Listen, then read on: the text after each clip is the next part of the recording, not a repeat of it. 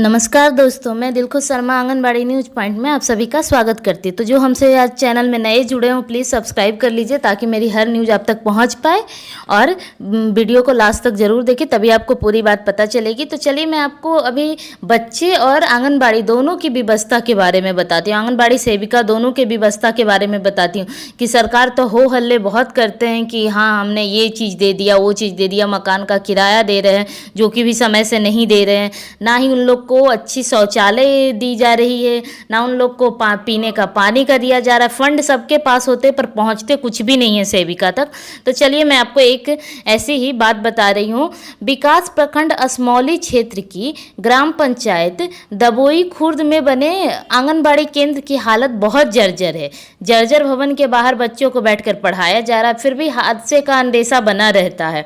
उसके सीमेंट ईंटें सब गिर रहे हैं। हैरत की बात यह है कि कई बार अधिकारियों को अवगत कराया गया लेकिन आंगनबाड़ी केंद्र की दशा नहीं सुधरी।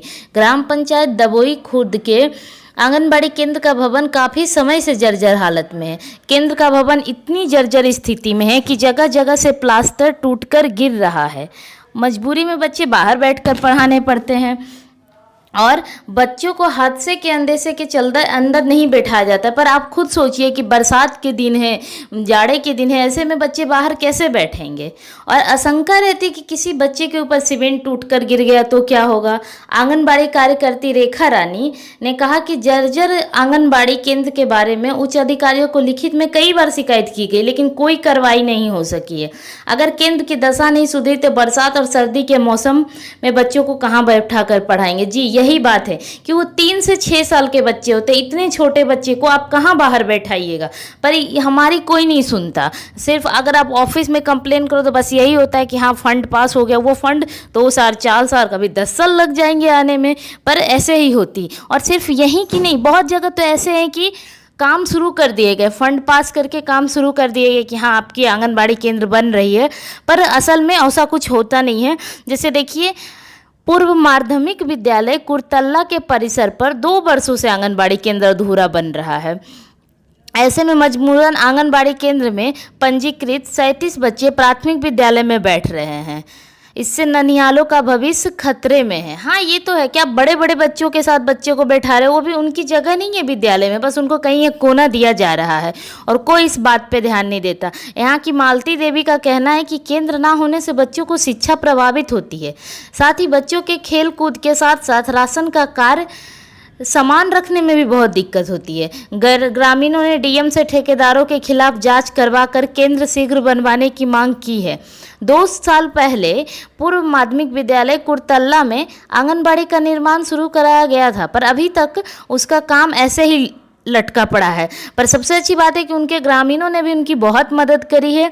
आंगनबाड़ी केंद्र का निर्माण पूरी नहीं हो पा रही, जिससे बच्चों को प्राथमिक विद्यालय में तो बैठ के पढ़ाना ही पड़ रहा है। ऐसे बहुत जगह की समस्या है कि जो खास करके पुराने जो किराए में मकान लेके रह रहे हैं उनका तो ठीक है, पर उनका भी ये है कि उनको किराया ही नहीं मिल रहा है ढंग से। तो जब आप किराया ही नहीं दोगे तो उनको मकान कौन देगा। इतने छोटे छोटे बच्चों को बस सिर्फ आंगनबाड़ी सेविका से काम लिया जाता और कोई भी मांग उनकी सुनी नहीं जाती है। सरकार नींद में सो के बैठी है, ना वो बच्चों के लिए कुछ करते ना आंगनबाड़ी सेविका के लिए कुछ करते हैं।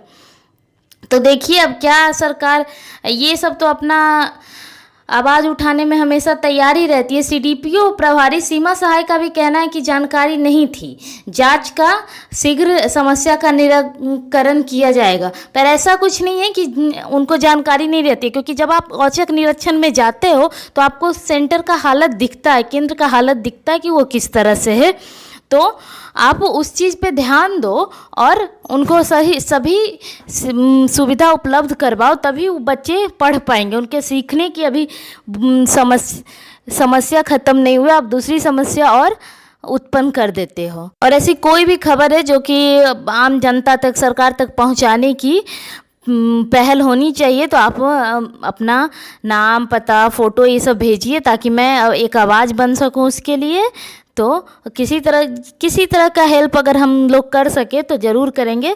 तो सभी सेविका बहनों से निवेदन है, उनके परिवारों से, कि ऐसी कोई भी समस्या तो आप हम लोग तक पहुंचाएं ताकि हम लोग इसको एड्रेस कर पाए। और अगर आपको वीडियो पसंद आ रही है तो प्लीज़ लाइक कर दीजिएगा और हमारे चैनल से जुड़े रहने के लिए सब्सक्राइब ज़रूर कर लीजिएगा और नोटिफिकेशन बेल आइकन दबाना ना भूलें, जिससे आप मेरी हर नोटिफिकेशन आप तक पहुँच पाए। और तब तक के लिए खुश रहिए, स्वस्थ रहिए। धन्यवाद।